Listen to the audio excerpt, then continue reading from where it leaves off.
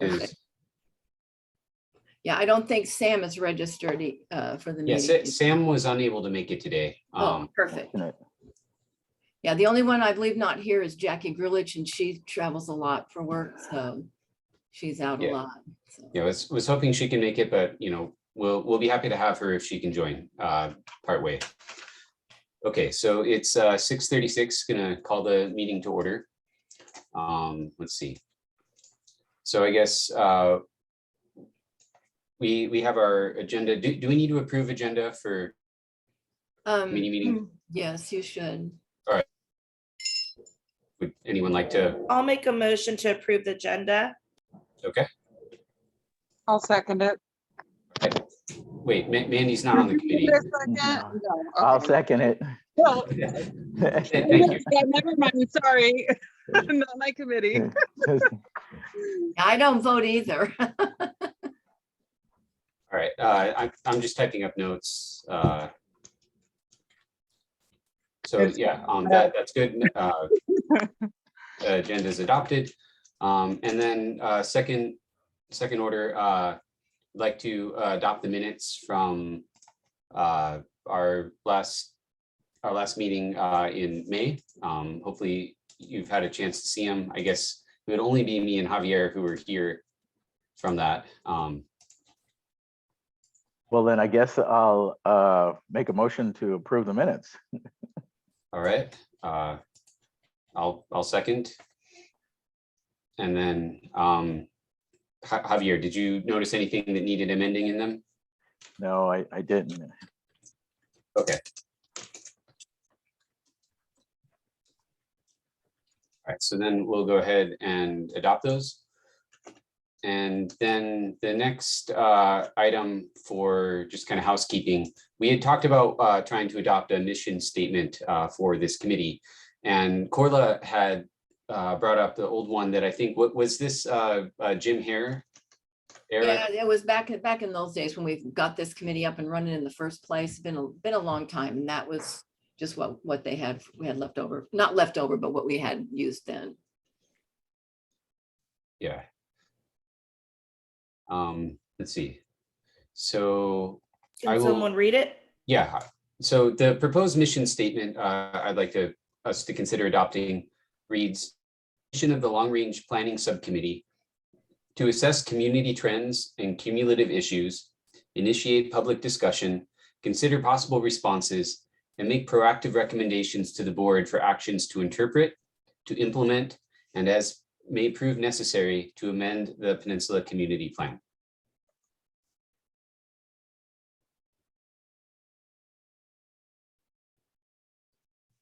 Does anyone have any thoughts?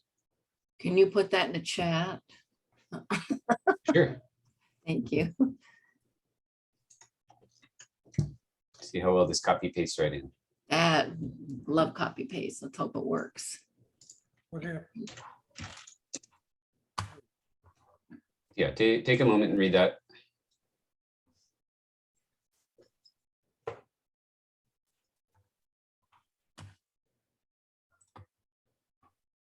Can we chop it in half by chance?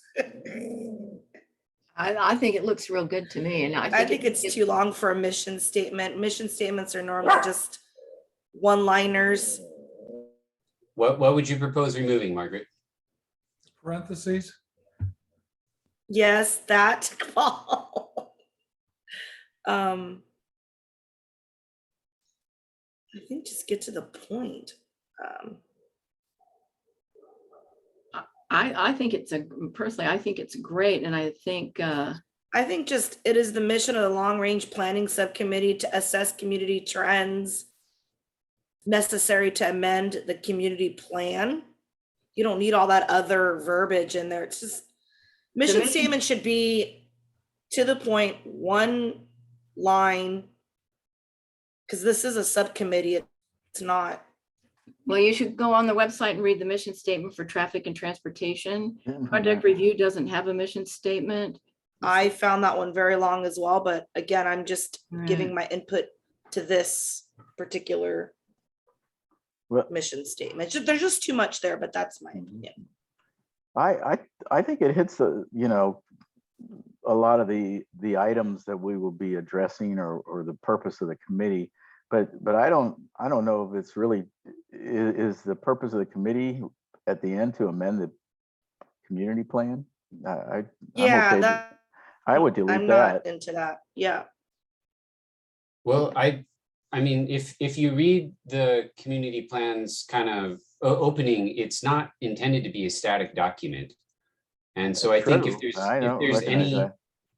I would just say if there's any kind of entity within the board whose role it would be to propose amendments to it, I think it would be this committee. Because it sounds like that's our mission, is to amend it. Where this group should do, I mean, it's done other things besides amending the community plan. Sure. I mean, and the way it's worded now is to, like, interpret and help implement that community plan. But are you thinking of anything, like, what are you thinking outside of the community plan, Margaret? I just think like long-range plan goals for the Peninsula Community Planning Board in general. Some of the stuff that you want to address by being the chair of this committee. I think you nailed like 2 or 3 really big goals for our group this year.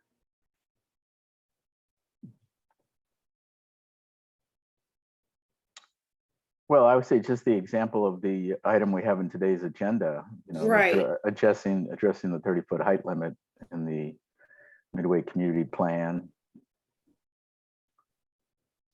I mean, you have the housing issues that you brought up today, Climate action. And in fact, Ground our zero. community plan does say that, when it's describing that it's not supposed to be a static document, it does say, there could be unforeseen things really with regards to the environment or other, kind of city directives that could implement and, cause us to basically reevaluate this plan. I just think we're shooting ourselves in the foot if we're making our mission statement mainly focused on the community plan. My question is then what are you long-range planning for? And the community plan governs everything the board does. So what is this committee think the long-range planning is for? What end? What purpose? Well, I think it is to amend the community plan, but I think the universe is bigger than just the community plan. So. I agree.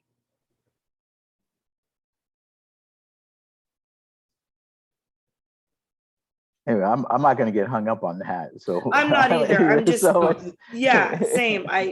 No, I think I think those are valid points that, yeah, like our scope, as forward looking as the community plan is, like, it couldn't possibly entail everything that we need to look at.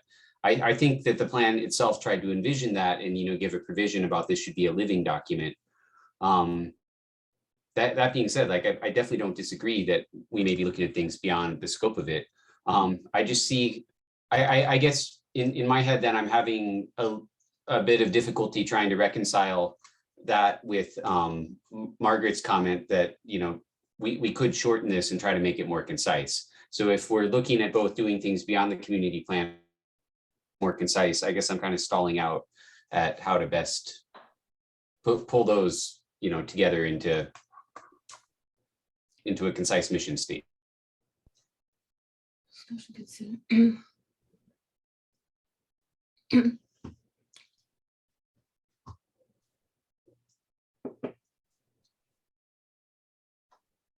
I guess a lot of that stuff, like, and make proactive recommendations to the board for actions. You really don't need to put that in a mission statement because as a subcommittee, you're automatically going to do that. You don't have to put that in your mission statement that you're going to initiate public discussion. That's not really part of a mission statement. Consider possible responses. You're going to get that already, and make proactive recommendations to the board for actions. That's what the subcommittee's for. So those 3 points right there are really not necessary in a mission statement to me. Okay, so it's kind of like, what would that be, like almost a tautology? It just means Yes. it by, Yes. okay. Okay, I can see where you're coming from with that. So if we were to basically take out that first clause and say that it's the mission of the long-range planning subcommittee to make recommendations to the board for actions, would you still want to include this last bit and then maybe add something that goes beyond the community plan? What do you think, Javier? Necessary. Well, I think it kind of addresses it when you say to assess the community trends, cumulative issues, initiate public discussion. I mean, that's pretty broad. So I don't know if I need to add anything else.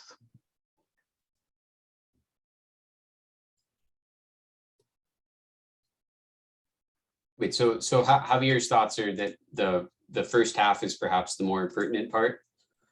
Right, community trends, community issues, cumulative issues, public discussion. I laugh because it sounds like Margaret proposed the second half is more important. Javier. Yeah, proposed the I first did. half is more important. I did. I just find this humor. Let's Oh, just keep it all I in. hope you all do It's too. fine. I think it just take out the initial, initiate public discussion, consider possible responses. Yeah, And that would maybe shorten it a little bit. Yeah. Okay, so it would be, it's the mission of the long-range planning subcommittee to assess community trends and cumulative issues. just get to the point where it's And Yeah, make make recommendations proactive to the board. for action to interpret, yeah, and to make proactive recommendations to the board. So this truncated version right here.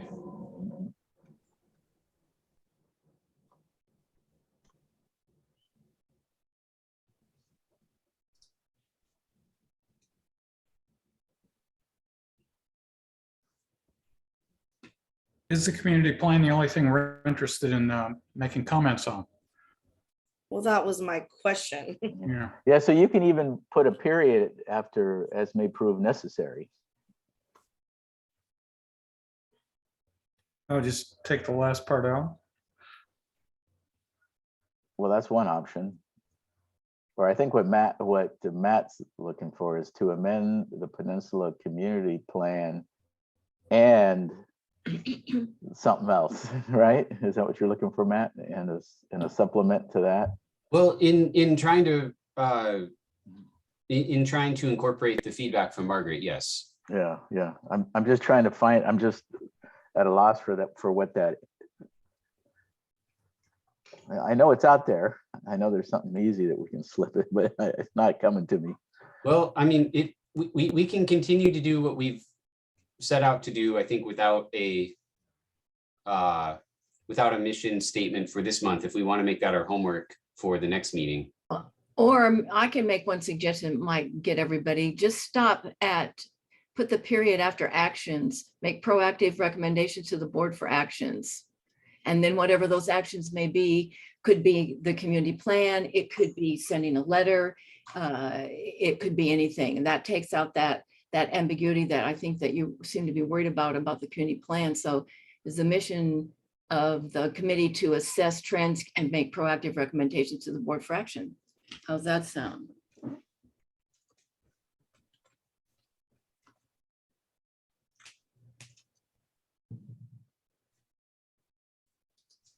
Fine with me.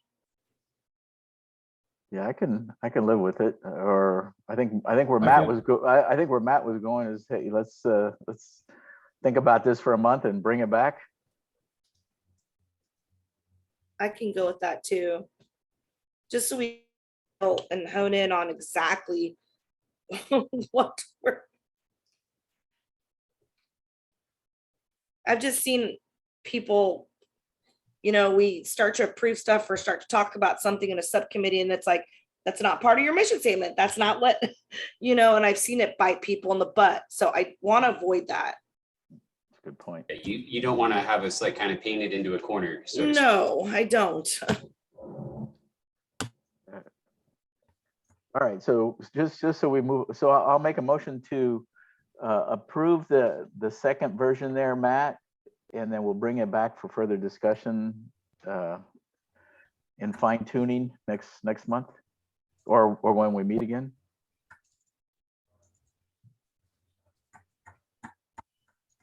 So Javier proposes approve this truncated version with the intent to revisit it next month. Is that correct? Yes. And then I see Margaret and Paul both giving thumbs up, so I'll take that as a second. So I guess it, do we even need a vote at that point? No, I'll say that I'm not opposed. All right, we're That was good. unanimous. Okay, That's Could right. you circulate that in an email so that people would have that, Matt, and then they could play with it on their, in their own way, in their own time, and maybe put some wording Yes. in, copy and paste?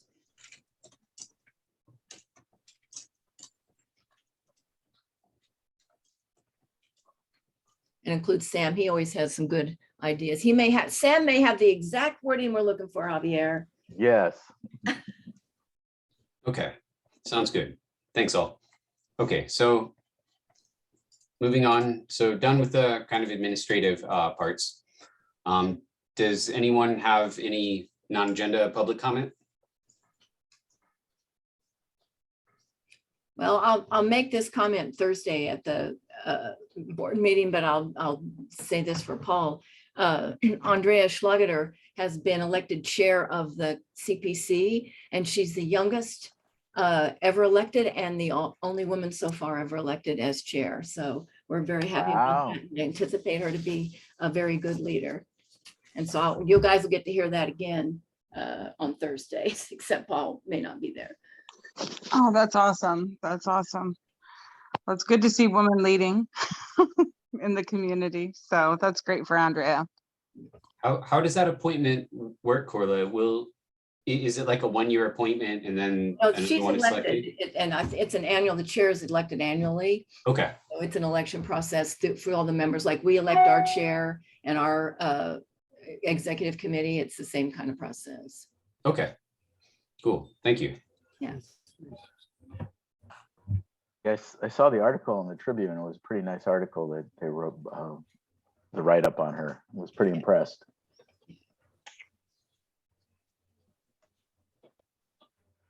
Okay. Anyone else have any non-agenda comment? All right, so with that, we'll move on. So I had put as a information discussion item, our housing crisis. I thought it might pair and dovetail perhaps into some of the conversations we could be having about the letter for our action item as well. So that was the motivation for kind of putting it in this order. And so in the agenda, I had included links to a couple different articles, or I guess one's like a radio spot, but you could also read the transcript from the KPBS story. It's not quite a year old, from late 2021 about housing in that region. And then a more recent Union Tribune write-up about a new book and interview with a couple authors about homelessness and some of the causes of it, as it, a comparative study across, multiple communities in this country, some of which, can help us interpret what's going on here in San Diego. So one reason I wanted to address this is because this seems to be a perpetual problem in the region, and it's impacting our community.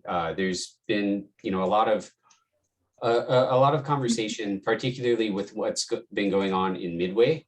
For context, the way that there have been temporary shelters put in place over the past couple of years, particularly in terms of the pandemic, and what we've seen in terms of movement of different populations, both housed and unhoused, kind of within our city and region and into and out of the peninsula. One of the things that I found, I think, particularly enlightening from the Union Tribune article was that the authors who were doing the research were trying to look at what are some of the underlying causes of homelessness. And some of the things we hear often about are the problems having to do with mental health, and in particular, how things like drug abuse and drug addiction get wrapped up into that. I don't think it's possible to really talk about those in isolation from mental health, but sometimes we talk about those as being two different causes that contribute to homelessness problems.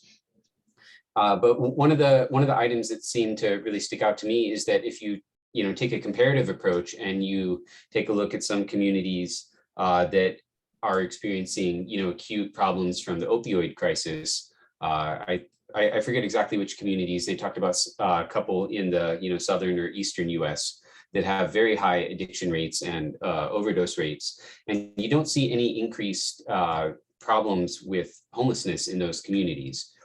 So they're looking at this as like, well, drugs can be a complicating factor, but it seems like the single biggest predictor is the availability of affordable housing. And so when you don't have that, that's when you seem to compound these issues with homelessness. And so if we want to kind of look at that as how it relates into a longer term outlook and bigger picture, if we go to that segment from KPBS where they talk about kind of how do we find ourselves in this situation, because it's been a concern for decades now in terms of kind of housing crisis and affordability. It looks like a big kind of root cause of that coming out of their research is just the way that the city and the region was developed in terms of a focus on single family homes and dwellings and zonings. And so a lot of the conversation in that segment was kind of oriented around this. How do we get here? They talk about different practices along with allocation of resources, how this kind of set up for problems with inequity between different populations when you look at kind of racial homogeneity within communities, and how banks and different federal mechanisms for funding kind of contributed to this. A lot of it is borne out by the way that these, kind of single family developments were erected. And so what they kind of come around to is that, we're at a position with, kind of the geography that we have here. We can't really build our way out of this housing crisis in the past. So, it's the only way that we can make affordable new homes, at least if we're looking for people to enter into the market as homeowners as opposed to renters, is to be able to build cheaply. And you need, kind of vast expanses of land to just, roll out these planned subdivisions into, if we follow that historic model. And we just don't have the geography for that. We also don't have the climate for that with, our encroachment into wildfire prone areas. So, it comes back around to looking at like, well, if the other, if those kind of solutions, which we've tried to address this problem with in the past, are not available to us, we're really left with kind of infill development. And that's, kind of the take-home message that I got from that KPBS research. And so those are some of the, big points. I have some more, fine-grained details we could go into, but I also wanted to open it up at this point to kind of discussion. Y'all have spent more time in the peninsula than I have, and possibly paying attention to this. How have you seen the impact of the housing crisis, kind of affect the peninsula community, and how has it changed over the last, I guess, decade, probably as it's become more an acute problem? Mandy, please. I don't think it's necessarily, I appreciate what you brought up. We do need to build, we do need to grow. I think the big issue with the peninsula in general is just that as we live here, we're not a hypothetical community member. We're real actual living humans living here. We're experiencing, the level of service on the existing roads. We're experiencing the lack of infrastructure. We're experiencing all the traffic and all the issues that density brings. But, and I know we need to find viable spaces, but the coast is where that's the only viable space. I've never, not even being born and raised in California, have I ever aligned coastal communities and thought, oh, that's affordable. Those two things have never crossed my mind. But I think the issue with the affordable housing that we do have it in some of the smaller, not vertical units. We do offer it throughout our community.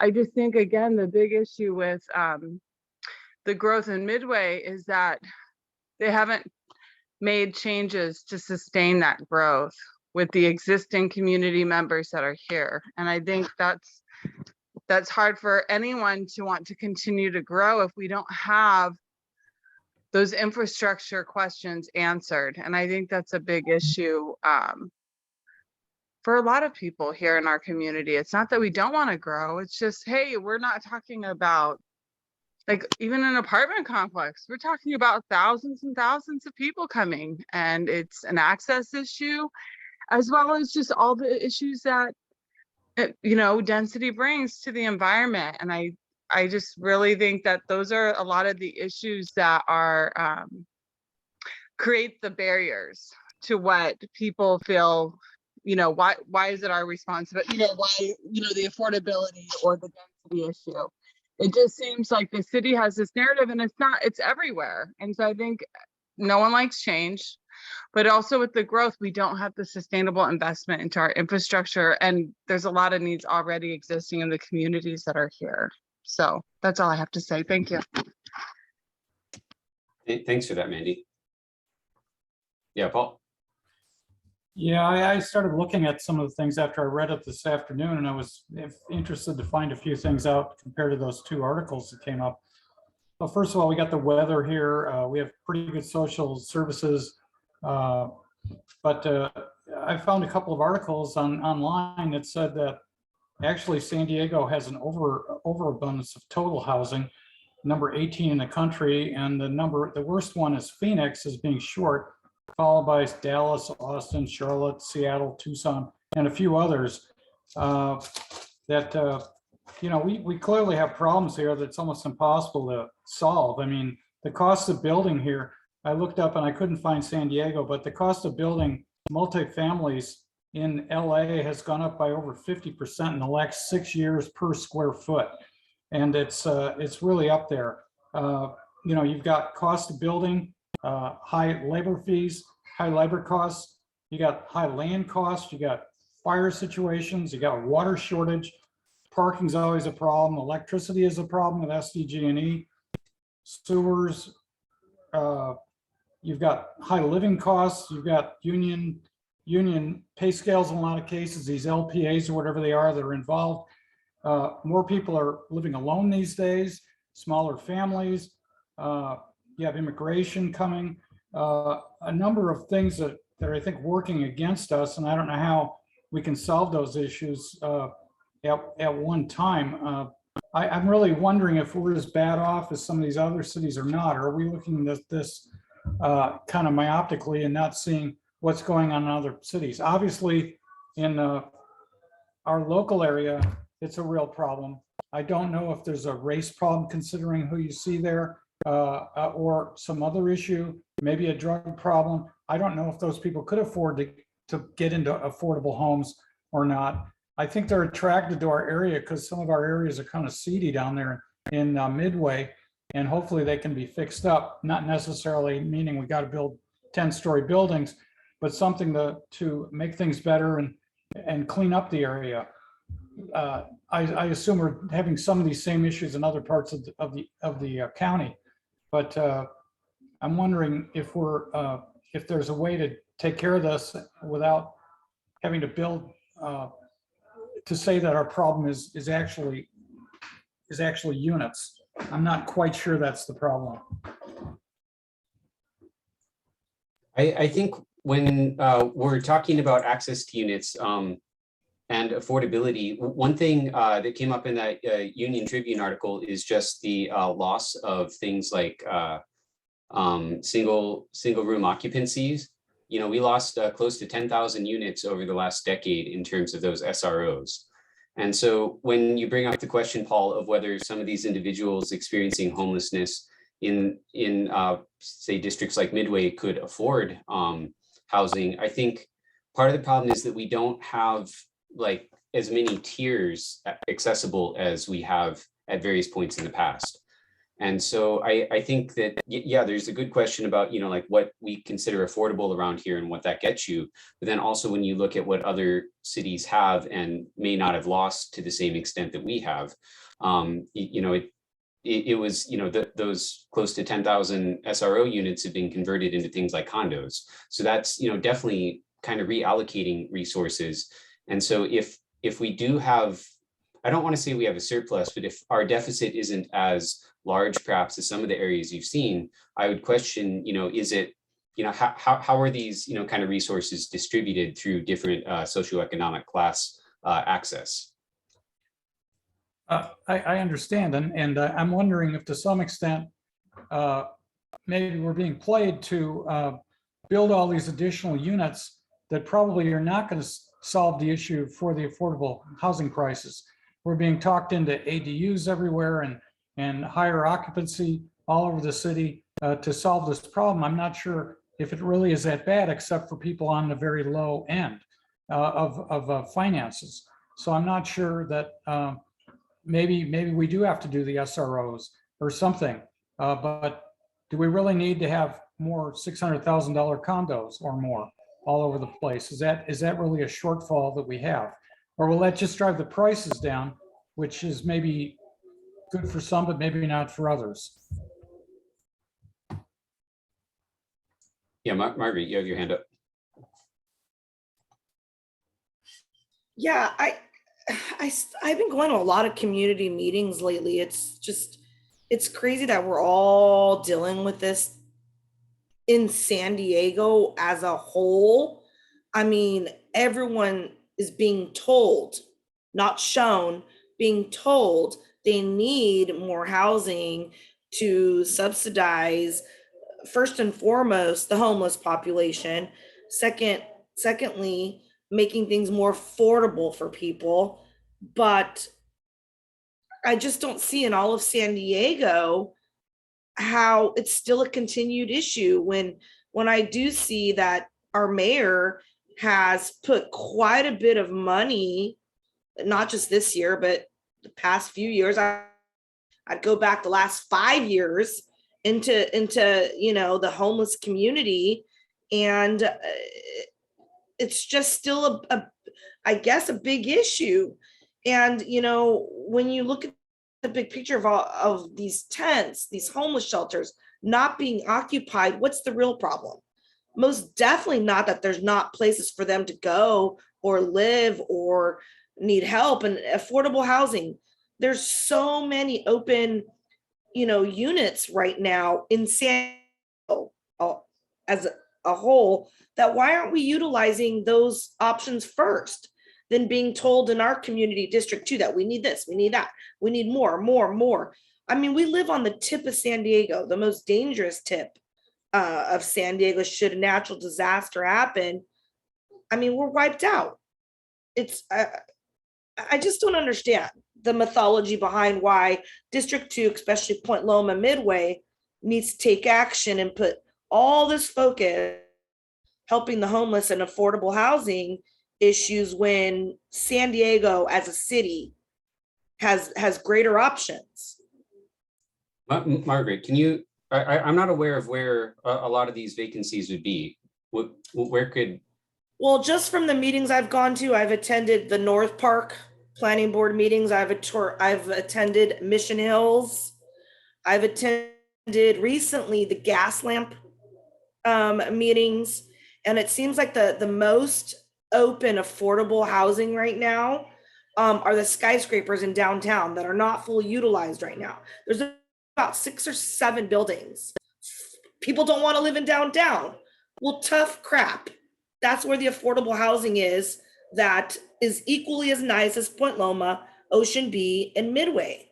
It sounds like we're just being so nitpicky on and giving people options on where they want to live all of a sudden.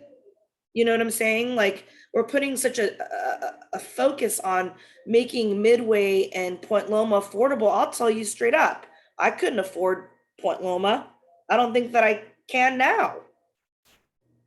So it's, it's just, I'm just like shell shocked at the demand that we're putting, the pressure on our planning boards to make things so affordable when there's all these units out there in East County along, you know, the freeways. There's a ton of just empty spaces that we're not utilizing for affordable housing. I am not quite certain why the communities that already have affordable housing, we have plenty of affordable housing in Point Loma. I mean, I just don't understand. I don't understand. Can someone explain to me like why we're being summoned to provide what they want more over other communities? I know Mission Hills and North Park are fighting back as well. Well, I think some of this plays into, though, like you say we have plenty of affordable housing here, but can the barista at Starbucks down the way from me, can they afford to live near here? Why are we pointing out a job description? Well, because why are we housing- so focused on baristas? Well, I don't make housing- as much as a barista. You don't know that. Margaret, I asked because housing is also a transportation issue. And so if it's not easy for people to live near where they work, we end up with a lot of traffic problems. And that's another thing that we continually have an issue with here in the Peninsula. And I think the more that we can see these as an intertwined problem, we can start to work on solutions that can address both of them at once. Okay, so that's those what I are want to two point out. different things. Transportation, affordable housing, two different, complete different goals there to make happen. Not really.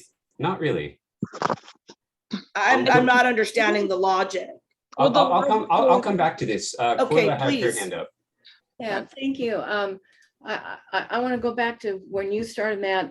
San Diego thinks they can build their way out of this housing crisis, and that's just, I don't believe can ever happen. 8-10 years ago, when I got involved with the planning board, the American Institute of Architecture was talking about housing the next million, and that was all those years ago. So this is not a new problem. The city of San Diego wants to build, and without providing any infrastructure.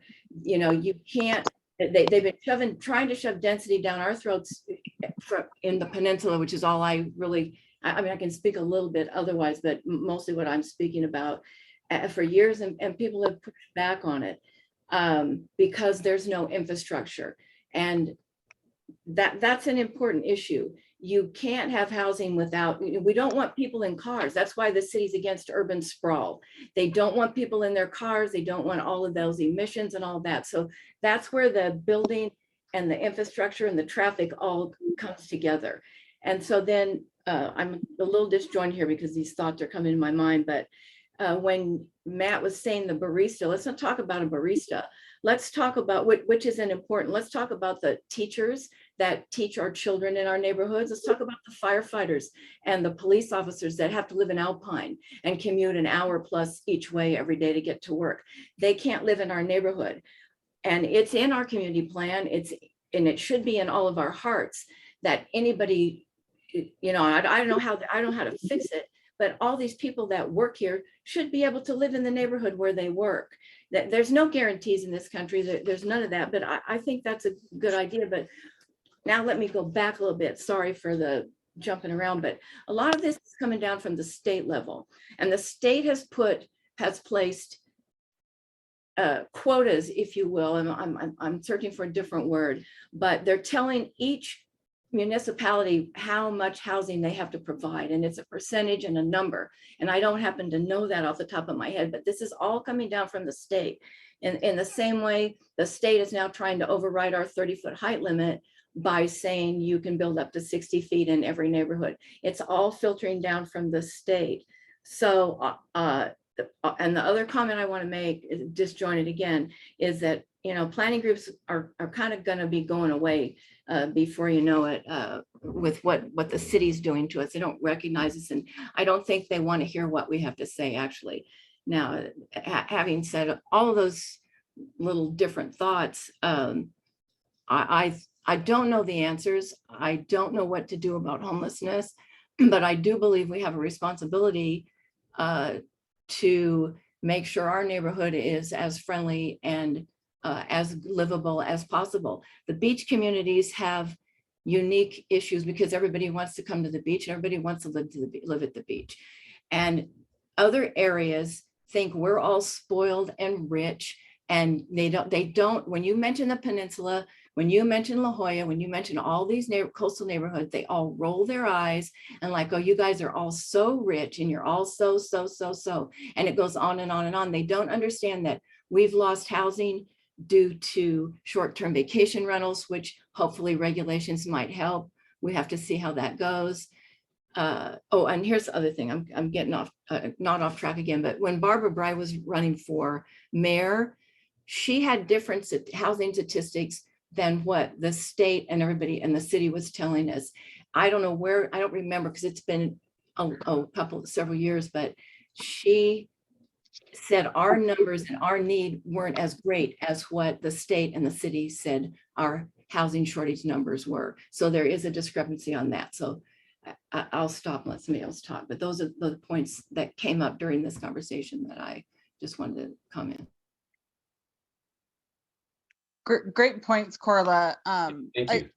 I would like to agree with Corla on that as well. You know, Matt, and I think in the chat, you've got, you know, some numbers there for housing needs with the regional housing needs assessment.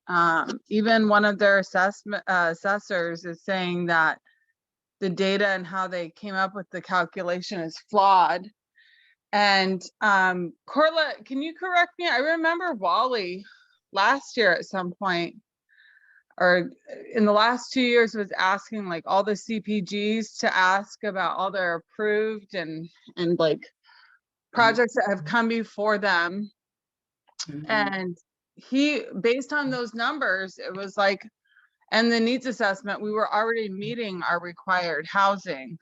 Matt, you brought in a new thing about the rate of how that gets built. You know, that's a whole nother equation, but I would agree with Corla. Sometimes the regional housing needs assessment has been picked apart as not being accurate. And so those are some issues.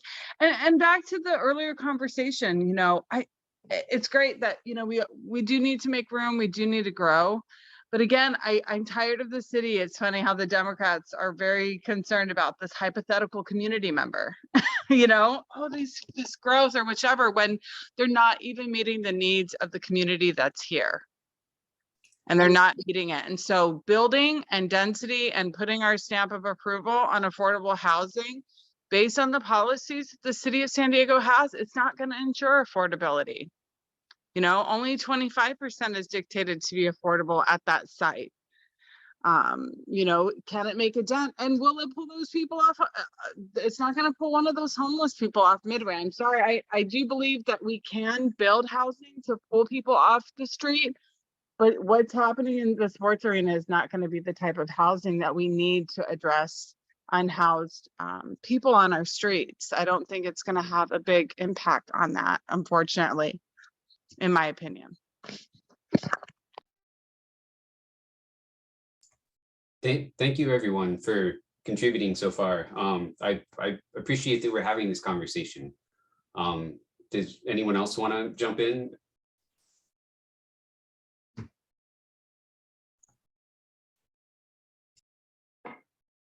I think I'll say one more thing. The city of San Diego is pro developer, and I don't want to get into a politics, and I don't want to get into a big old thing, but you know what's happening, in my opinion, is they want to get rid of planning boards because they want as little review as possible. They want to do what they want to do when they want to do it, and they want to build with no infrastructure.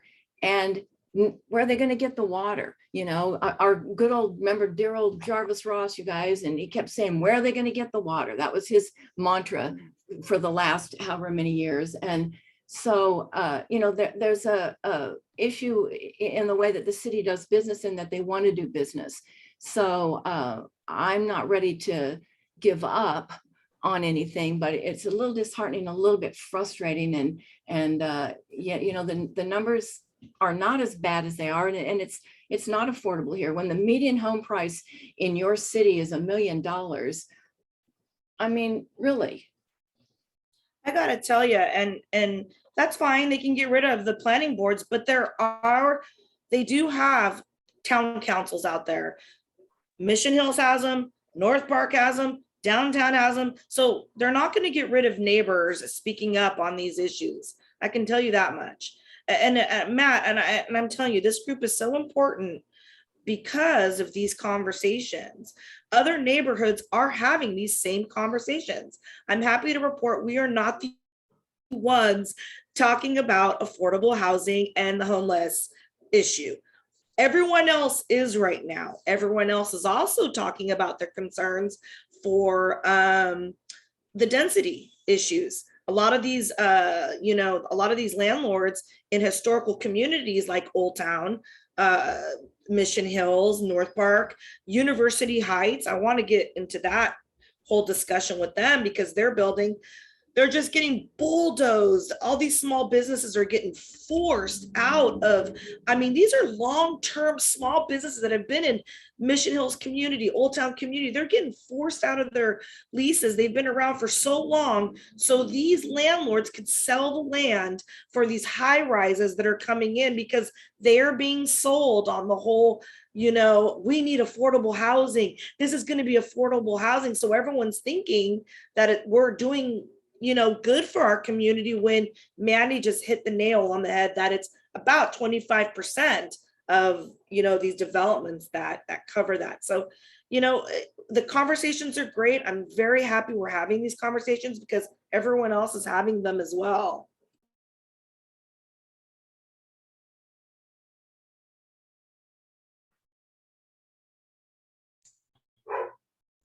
Javier, I saw you had, did you have something to contribute? Oh, well, I just appreciate everybody's comments and I agree with a lot that was said. And just homelessness is just such a complex problem. And I don't see, how one glove fits all. There's just so many reasons for it. But having grown up here in San Diego all my life, affordability when I was, out of college, just starting, it was unaffordable. It's our terrific weather. We're America's finest city. But what have I seen over the years is that our economy has diversified. I think people that used to grow up here, we used to see recessions, the Navy and, maybe Roar but today we have telecom, we have biomed, and we just have a great economy. And everybody wants to live here. So the more we build, the more money's going to come anyways. So it's just a supply and demand. I see. We can build and we have money coming from all over the world that wants to come to San Diego, and I've seen it all my life. So, I live in a cul-de-sac. We got people from San Francisco just moving in and things like that. So. We are not Texas, Javier, though. We have no space, okay? Right. So it's, I wish, it's just such a complex problem. And I think affordable housing is just part of it. And, but I certainly agree with the points that Mandy and Corla made that we need smart growth and we need infrastructure to support growth.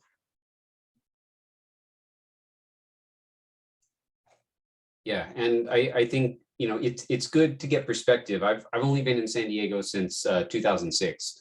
So I don't have the same, kind of long-term, I guess, vision of it that y'all have. It strikes me as like, I think we're probably also going to see, what you've been talking about, Javier, as this is a desirable place to live. I think it's only going to increase in that as we look at the coming years with global warming is going to start enforcing a lot more climate migration. There's going to be people coming from other parts of the country as well as other countries. And I think a lot of places that are still going to be in the more habitable zones are going to get squeezed. So I think one thing I just want the board to think about, we don't really have to, keep discussing this aspect tonight, but just something to think about moving forward is how much do we want to try to anticipate these pressures that are going to come here as people get squeezed out of places like Nevada when, there really isn't water left in the Colorado River. I know we're downstream of do get access in some other ways from some of the rain in the Coast Range, as well as options for desalination. In some ways, given the kind of water body effect we get from the Pacific, there might be some little bubbles, some pockets of the, kind of Southwest that we here will experience more habitability as we're looking at the middle of this century. So just something to put on your radar. We are almost assuredly going to have increased pressures in terms of trying to accommodate people. So whatever we want that to look like, we just need to, kind of have that in the back of our minds. The last thing I wanted to say on this, to try to get back to a little bit of that, housing and transportation can be some of the same issue. And Margaret, if you want to follow up on this more, I'm happy. Just the one point I wanted to try to make, and we've talked this some in the traffic and transportation subcommittee as well. When you have a situation where people are not living close to where they work, this is how you get a lot of increased traffic.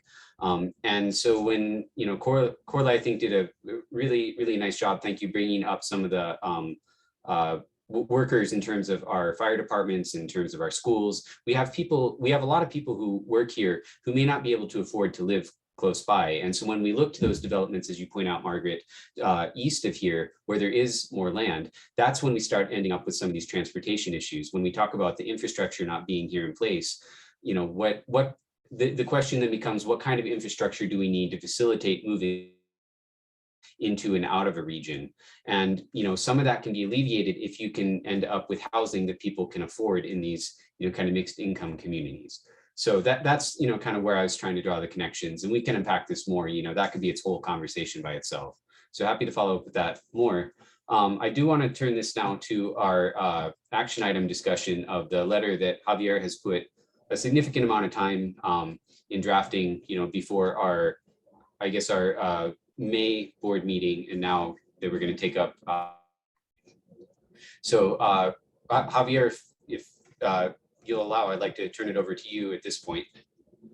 Okay, I appreciate thanks, Matt. And well, we did originally put a letter to address the supplemental EIR that was released for the 30-foot height limit, and unfortunately we weren't able to get a quorum and get that letter out, but that's okay, because really the more important item, I believe, is looking at the letter that we have now in front of us. And the final EIR was released Sunday, and taking a look at that, there wasn't any change. I glanced through it. There wasn't any changes the city made to it. So I don't know if you had a chance to take a look at the letter, but really, I wanted to keep it really short to Margaret's point of keeping just one page, and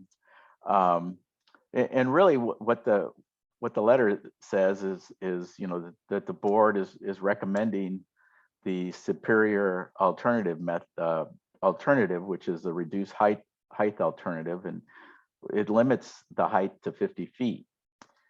There were several other comments that addressed that and recommended that. So the advantage of that is it does allow the community planning group to meet its goals, expand, build a sports arena, and provide for increased housing and density.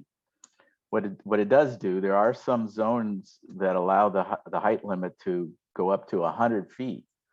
So it would put a cap on those areas. The supplemental EIR that was released, it does point out that there are visual impacts with the higher buildings, and the 2018 Midway Plan also identified unmitigated impacts to traffic and noise. So I don't know if anybody wants to, if they want me to go into more detail. But I think that's just a quick summary of what I feel would be beneficial and sort of a win-win, knowing that the community or the city had approved Measure E by 57%. This is sort of compromise to help mitigate some of the traffic impacts that aren't being mitigated, and reduce visual impacts.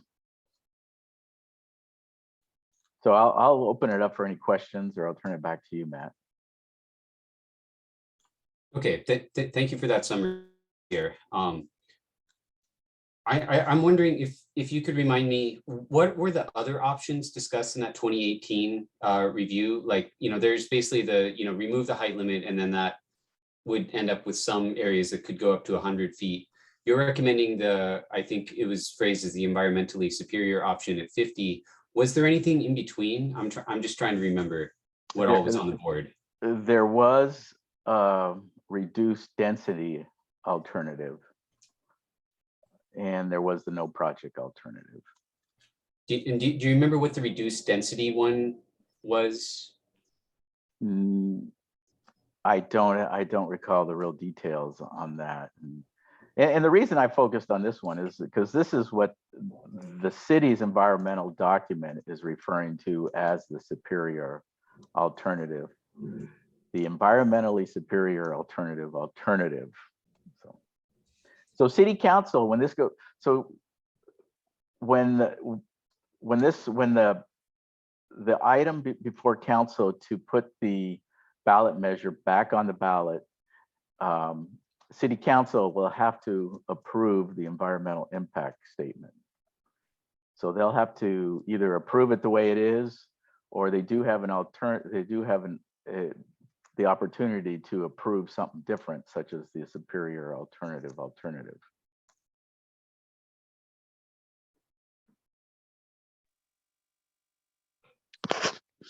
Well, I'm going to just speak up. I've been and continue to not want to have our board put an approval of that environmental impact report just because the city rushed it through. And again, it still doesn't address the impact that it's going to have to our community. It doesn't thoroughly go over all of they're claiming they defer back to the community plan update of Midway. But that plan update, the reason we're here is because the interpretation is that plan update is at 30 feet.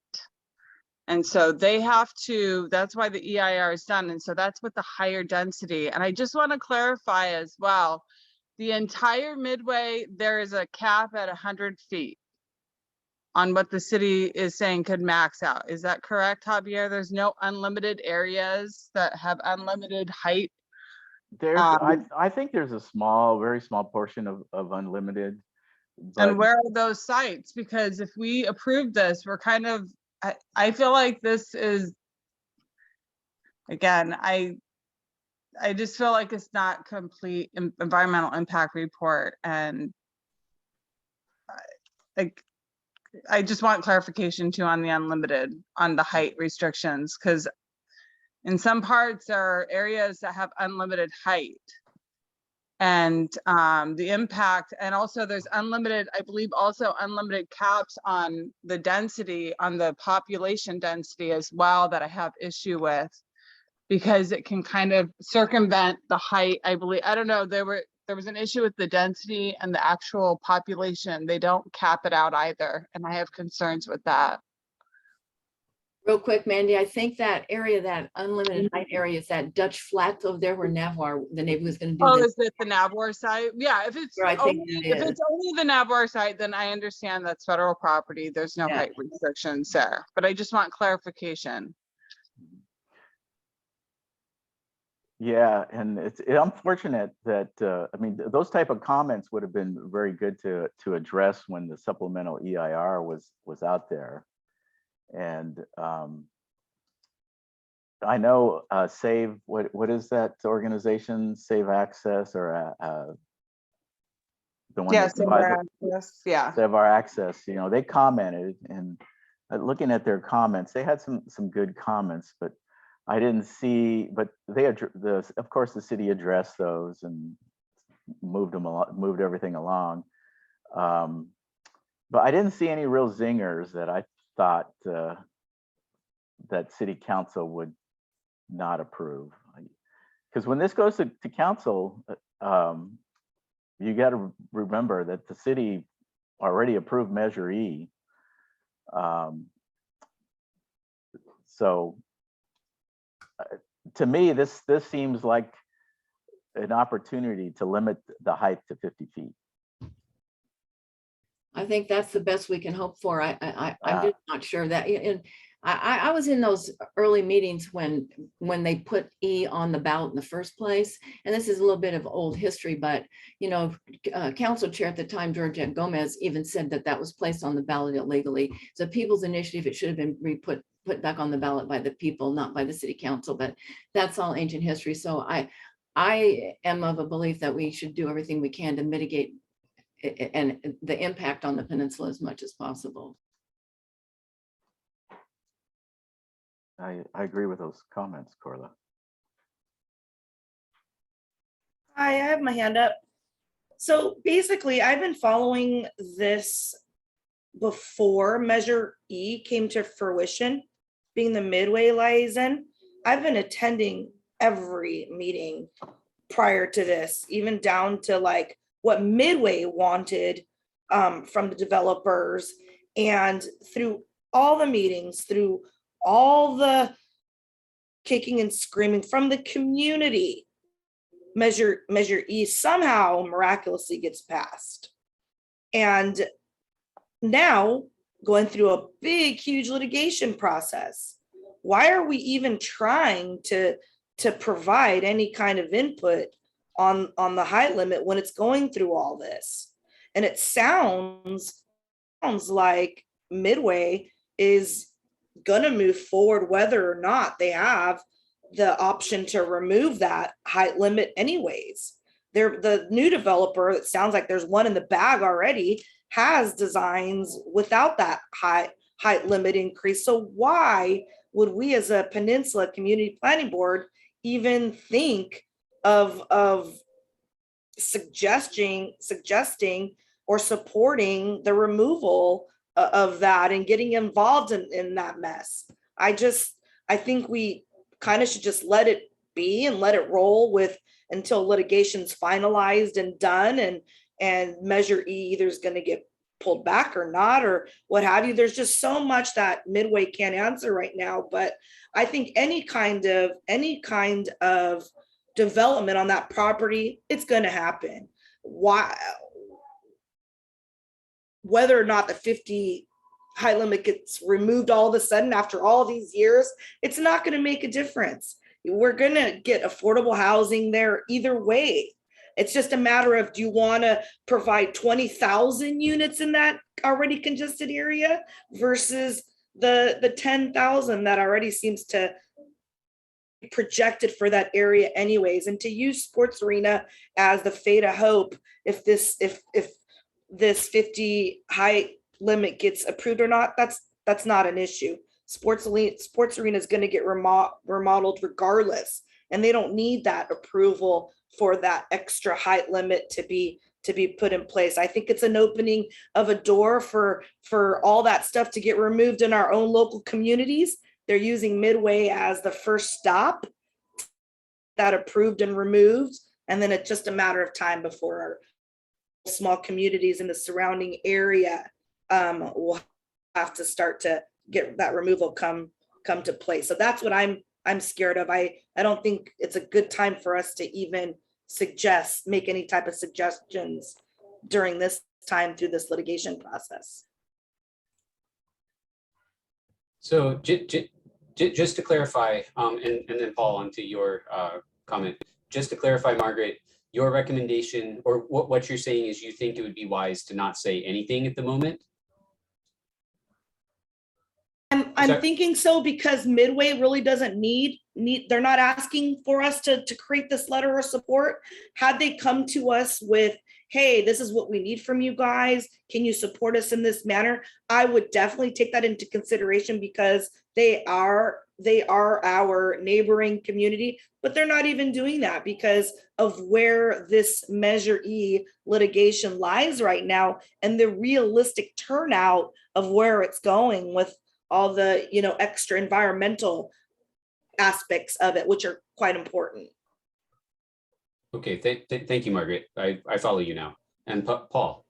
Yeah, follow up on that. I just think that in reality, I think they've been playing the city to vote for this deal, dangling this beautiful sports arena project out there, which is only like 6% of the land area of the entire ballot measure area. Now, some of that area is under military and the height limit does not apply to them. But that also means that they can go in and build something like they proposed where they were going to put that railroad train station thing that would put like 60 or who knows how high buildings there. Who's going to pay for the infrastructure when all this goes down? If this thing gets passed through and they put their project in, it's going to follow with projects almost everywhere in the area that's left, including who knows what will happen to the Home Depot and all those areas over there. They could all turn into housing, and the infrastructure's got to be paid by somebody.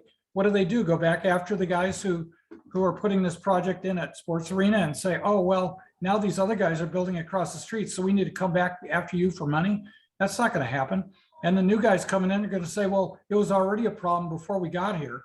It just, I just think it's a bait and switch to what they've done. And like a lot of other stuff, they think, as someone was mentioned earlier, that everybody thinks Point Loma's rich. And that because of that, let's vote to, to dig on them. So if we're in, Rancho Bernardo, we got no clue what's going on, but we're going to vote yes for this thing. I really don't think we should support it unless there is definitely an infrastructure plan to take care of this and to point out to people exactly how much could happen at this area, including the military areas. Who knows, maybe MCRD would close and bring on a bunch of other stuff, or an expansion of the airport even further. You just don't know what's going to happen here. And it's kind of a buffer zone almost that we need. Now we need to clean it up, of course, but maybe some kind of limitation on density would work regardless of the height. I originally thought that maybe some kind of tiering up to the height of the sports arena off the street would work, so it wouldn't be like a big wall wherever the property starts. But something I think something's amiss, and I think we're going to end up losing. And the city, I think, has kind of done us in by doing what they're doing, and all the homeless and all that stuff. It's probably another reason to think that they'll have us vote for it to get rid of the seedy area that we kind of have. So I don't know what to say about. And I just want to say really quickly, they're forcing Dixie Line out. So again, you made an excellent point, Paul. We don't know what's coming down the pipelines. Along with the Orchard senior community, they're in the middle of possibly getting relocated as well. So those are major concerns that could come down the pipeline for the neighboring businesses as well. Yeah, and so far their plan for to improve transit in the area is to do what? Maybe increase the frequency a little bit or put an additional bus. But if you're over there at the sports arena area, they're still telling you got to hoof all the way across Sports Arena Boulevard to get on that bus.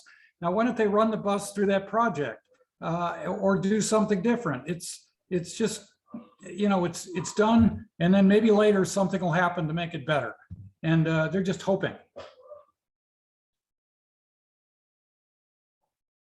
Javier wanted to jump in, please. Yeah, I mean, those are all good comments. And on the legal process, and I think Mandy can jump in and help out. The judge ordered for the supplemental EIR, and that's the remedy that's occurring. And so when this goes to council and it gets approved, what that will mean, to answer to Paul's and Margaret's question, that will mean that development can go up to 100 feet in some areas to maximize densities, and there's no need for infrastructure because the EIR, what it's saying is that it's significant. The environmental impacts are significant, but they're not going to be mitigated. The council is going to approve overriding considerations and approve it as is, and there's going to be no infrastructural improvements. This is the last chance before August to make a statement.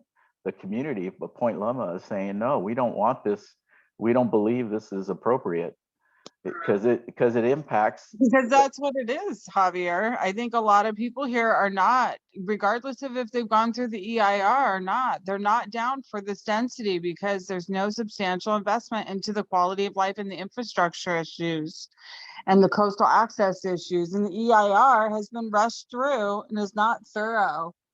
And again, it's based off of the community plan update for Midway, which was tapped out at 30 feet. That's why we're here again too with the EIR.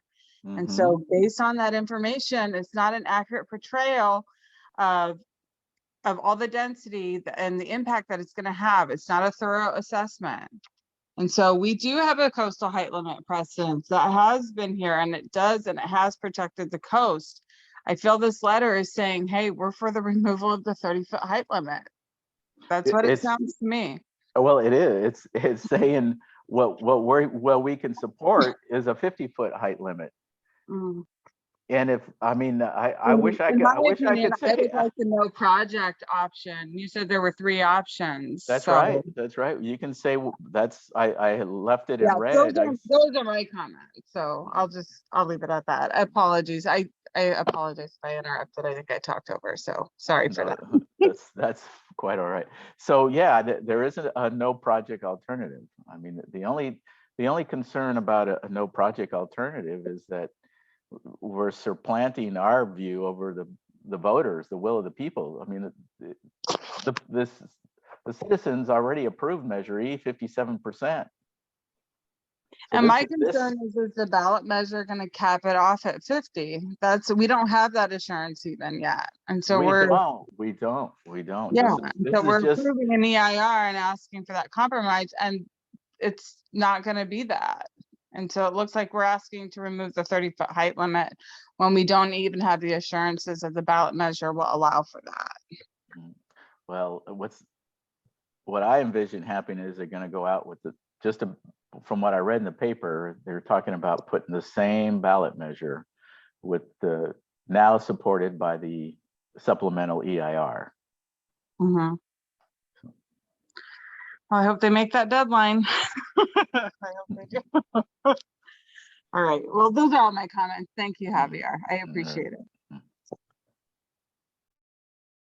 And I'd like to commend Javier again for all his hard work and all the great letter writing he's done that had to be thrown out and kind of started over. I feel so bad for you, Javier. No, it's still quite all right. You have done It really got me going up. I really had to get up to speed, and most of it was just reading all the documents and trying to absorb it. So. Yeah, well, I'll tell you, it's greatly appreciated all the work that you've done on this and how knowledgeable you are. Thank you so much.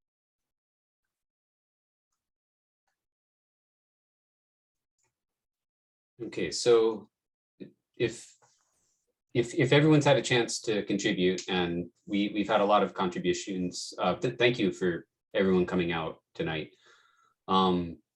It seems like we kind of have 2 options here about how we want to proceed that have been proposed. Does anyone want to make a formal motion?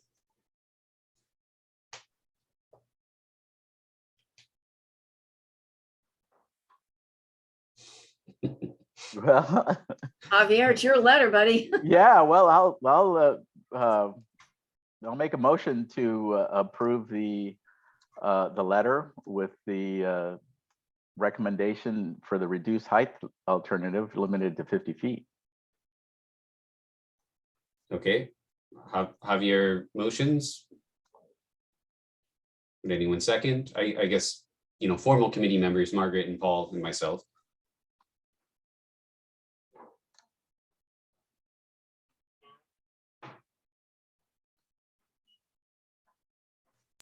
Sorry. It's all right. Is there alternative motion? I appreciate your letter, though. Margaret, would you have an alternative motion to propose? Not to take action at this time. I don't know, like.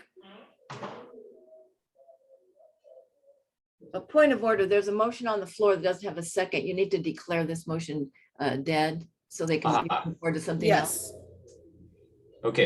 Okay, well, yeah, but then without a second, we'll say that the motion is failed to pass. Margaret, do you have another motion the proposed? I love it. No, I don't have a motion. I just, again, I see Javier's points that that area needs to get developed. They need to, I see all angles of this. I want that area done up. I want more transportation for both trolley and bus and biking. I want a walk-through park. That's most important to me. I drilled them on that. I want walk-through parks, and they didn't propose a lot of cycling. I mean, how do the cyclists get to the other side of Midway? There is another side of Midway to go to the other side through. I don't know. There wasn't enough information for me to support a letter right now. I think we should give it some more thought, Javier, and put together some kind of support, but with all the added benefits that we'd like to see. I don't know, Paul?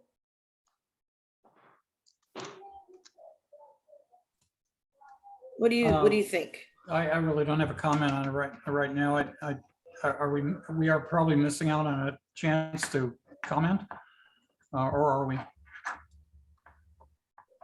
It's my understanding that this is going to go up for a vote. Well, the city council is going to vote on what will be put on the ballot in August.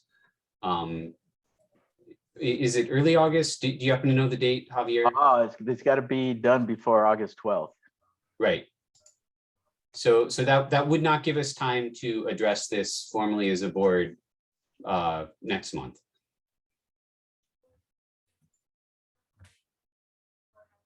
Yeah, I don't have a Well, why don't I put in another alternative motion that we bring this, bring it to the board for discussion. See what the board wants to do. Either way, you're going to bring it to the board for discussion on Thursday, even if it didn't pass in committee. So we'll talk about it there.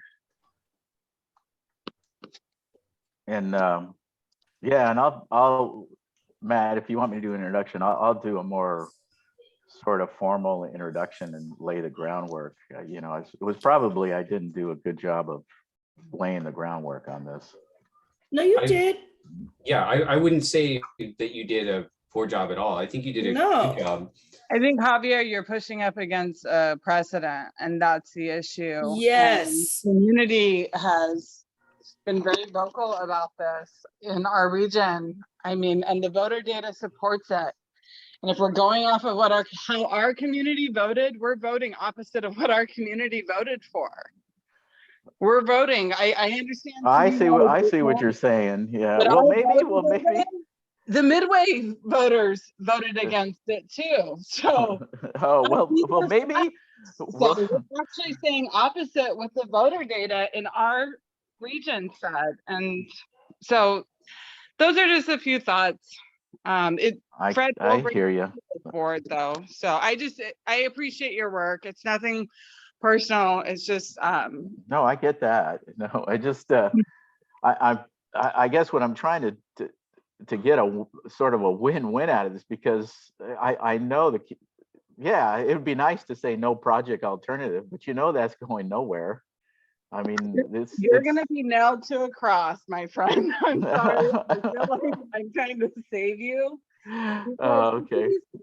I just think realistically, after going to those meetings, Javier, to be honest, I encourage you to attend those meetings. It's really not, our letter's not going to help much at all. Oh, I know that. I know and that. So I'd rather just stay neutral on this one. Well, maybe it's something that you're right. Maybe I'm not as aware of how vocal, but the high limit's a tough one, because I mean, if the height limit wasn't an issue, trust me, we'd be sending in a feedback right now for the transportation part of it, because Dawn and I sat there and at the one meeting with like the 6 developers down in Midway, and we nudged every single one of them for more park space, more cycling space, more pedestrian walkway, and more trolley usage. Like you mentioned, Matt, majority of them could not answer us, correct, Don, on those components, which I feel are most important rather than the height limit. So I don't know. They're gonna build on that area regardless, so. Yeah, no, I recognize in the big picture, even if whatever we say, you know, that They're gonna go up to 50 feet. You know this, right? They're just Well, gonna block it, bring the blocks down. well, my point was that, you know, council is going to approve this. So Right. that, you know, you may get, I think they'll get unanimous support, even if Point Loma says, no, you know, let's have a no project alternative, or let's support a 50-foot limit. But No, but you just can't give up. That's the thing. When we send letters as a board for years, they don't respond, they don't listen. CPC. Wait till you hear what I have to say on Thursday about what happened last time at CPC. That's just how it is, but you know, I don't think we want to give up. That's my opinion. well, but my second choice would be the board needs to say something. By not saying something, is not correct either, is not right. I mean, we're here to represent the community, and if the community feels the no project alternative, well, then that's what we should say. We should support the no project alternative. But that's not going to get us anywhere. With the caveat in the letter about the 50-foot or whatever, you know, everybody's objecting to, there could maybe be a caveat about that, if you guys could agree on that. Paul? Yeah, I just was rereading the letter, and I like a lot of the letter, but unfortunately it talks about unmitigated environmental impacts. And in my opinion, that is something that should not be on the table. That I'd be happy, I think, to go along with a 50-foot height limit as long as the density is not out of control, and I don't know how we control that, if it's mitigated. So maybe we could approve this letter if we talked about us going along with the 50-foot height limit, if there was mitigation to take care of it, because that, I think, is our biggest problem. Besides the fact that we don't want them to go to 100 feet or just be out of control. But, you know, if there's a direct freeway access, or if there's a trolley going through, or there's bigger roads, or, you know, all kinds of bike lanes or whatever, which, you know, maybe we can say that we need that before we approve anything, and that 50 feet would be reasonable if it was taken care of like that. So thought. I'll just say something that's kind of interesting. Matt was asking for historical references. So many of you of us old timers remember Pete Nystrom, who used to sit on the board for years and years and years. He was quite a character, this guy.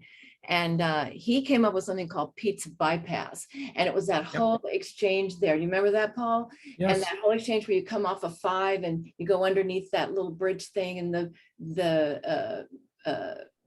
you know, all that military stuff. And he had the solution for that. And we have been told repeatedly and repeatedly, we don't have the money for it.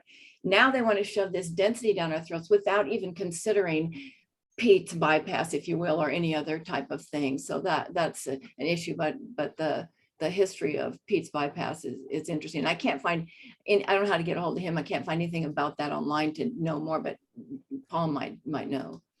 Personally, I've looked at that, and I don't think it probably is engineering. I don't know if it would work. What it would mean is you'd have a left turnoff when you're going east on 8, and you would share the exit lane from 5 to 8, going from 5 north to 8 west, and that would become a 2-way roadway. And then there'd be a small merge into the loop from Rosecrans coming off, going to 5 north. I don't know if that would work. You know, that the loop might be too tight. You're maybe cutting too many lanes out. You know, personally, I think the largest problem in Point Loma on the freeway is that stupid 1-lane thing going past I-5, where you're automatically funneled down to 1 lane, and it's an automatic delay. And the 5 south traffic has 2 lanes going over, and we get 1. And there's probably more traffic coming out of Ocean Beach. Caltrans treats I-5, I-8 west of I-5 as a on-ramp. It doesn't treat it as a real freeway. In fact, I think when they had their original call boxes out there, they had a different numbering system starting west of I-5.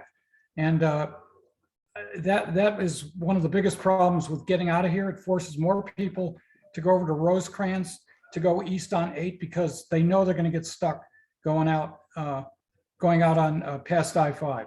And that I think is, in my opinion, more important than the direct thing up to Route 5.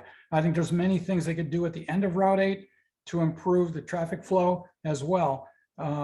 And maybe even have grade separation, at least one there, that would move traffic off Nimitz onto that area. And that would probably remove the pressure in this new development area if we could bypass, basically we'd be bypassing some of the area around Rosecrans.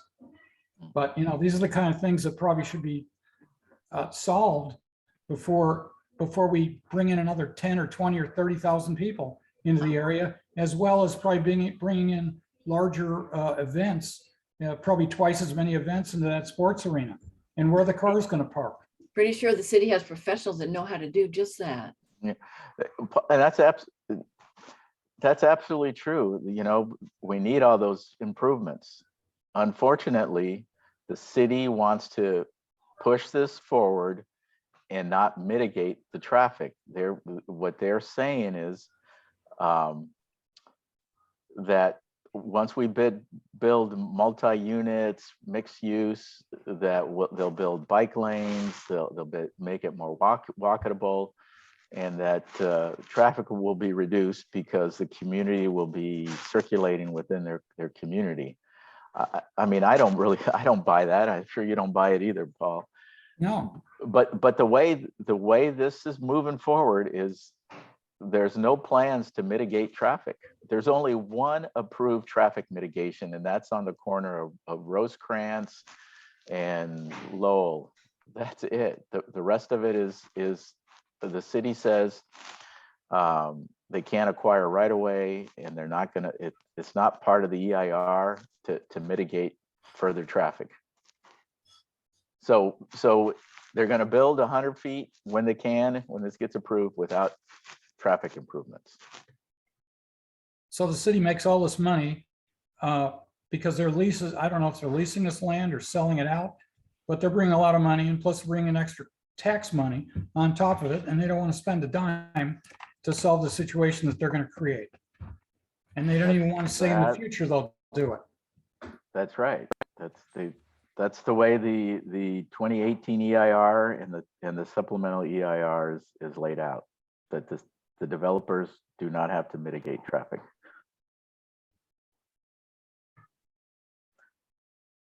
So the way the letter is, the mitigation is reducing the height limit to 50 feet. But I understand the concern that you've all raised. Well, some people have said that the height limit, that there's an underlying zoning that regardless of the height limit, they can't put more people in. And if that's the case, you've got an issue with the infrastructure, regardless of how it goes. I mean, some people have said, "Oh, we'll put more parks in if we can build higher, and it'll make it more amenities because we can go higher." Still, you got that problem, and you're talking about not building infrastructure. Well, the infrastructure should be to cover the growth that the city is putting in here, that they're inviting and making money on. So what are they going to do? They want to take that money and pay for the Ash Street or something? You know, it won't come in that fast, but something. Maybe they won't charge us for trash. I mean, yeah. So did you make a motion, Javier, to take this to the board for discussion? Yeah, I was trying to find an alternative motion that I think we should definitely take it for discussion as well. It's already on the agenda, so I'm not sure. Okay, perfect. Does anyone who knows procedure better than me know if we need to take any action as a committee at this point? Not if it's on the agenda. Just let Fred know what the outcome was, send him an email, and then he'll bring it up and discuss it. I don't know if we vote or not, though, again, regardless, but I would ask Fred about that. Only if it's an action item. It's already on as an It's action on item. as an action item, but Yeah. even if we vote, I think we come and bring it on as discussion, so. To approve a letter, and there actually is no letter, but it's on there for that, but and there's only one project coming through from project review this month. September, we have 10 that are docketed that want to come Oh, through. wow. projects. Yeah, hello. I can't even wrap my, I hope a bunch of them cancel, but anyway, it'll be a long discussion, so Fred needs to be made aware of that, because look at the discussion we've just had. So add, 14 or 15 people into that mix, and it'll be a discussion, but it is as an action item, and action could be taken if the board likes Javier's letter, but needs to be circulated ahead of time. But you have to just make sure they know that your committee did not take any action on it. Yeah. Well, we took action on it. There was a denial of the There was motion. No, it was no action. The motion died, so that's a no action.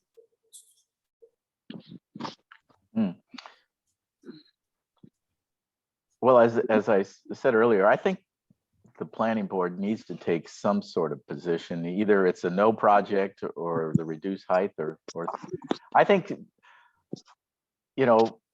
not saying anything is not good either. Is sort of we're being enablers. If you don't take action, you're supporting it by not taking action. In my view. Well, if the option would be to vote for like no project and push a motion, if someone would push a motion for that, is that an option? Would that be a, hey, no, come back and tell us do better? Is that? I personally don't see anything wrong with that. We've had a similar situation with CPC, and I said I'll discuss Thursday, but I'll give you a quick synopsis. CPC put in a letter that was supposed to go to land use and housing about the changes to 624.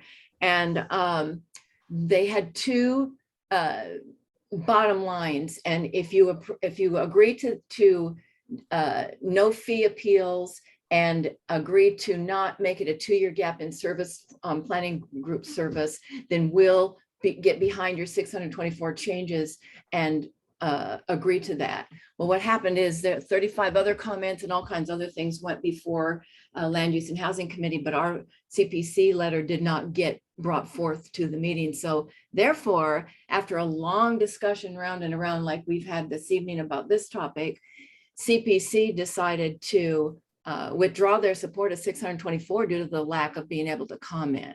So yeah, so that happens.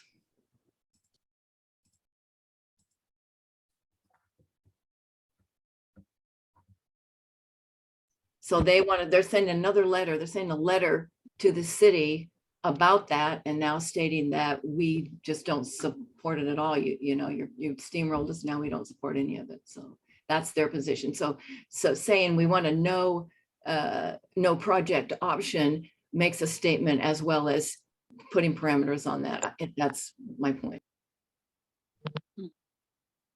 I would just like to say, as I said before, as to whether we could adjust the letter to just say that we will support the 50-foot option if we are guaranteed that they will take care of infrastructure.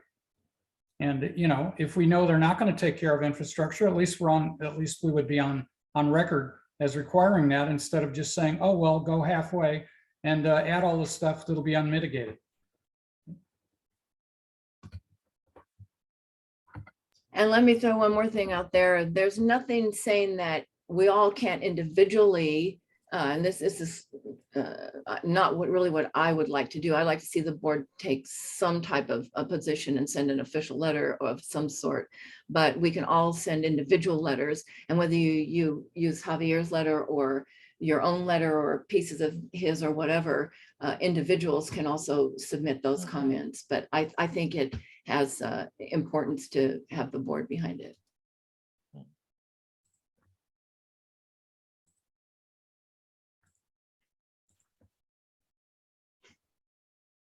Okay, Matt, leader, you got a can of worms. Where do we go? Where do we go? There certainly is a can of worms. It was good discussion though, and I'm glad I was able to hear Margaret's and Mandy's and Paul's other view. So unless someone's going to propose another action, is it time to adjourn for tonight and we resume this on Thursday?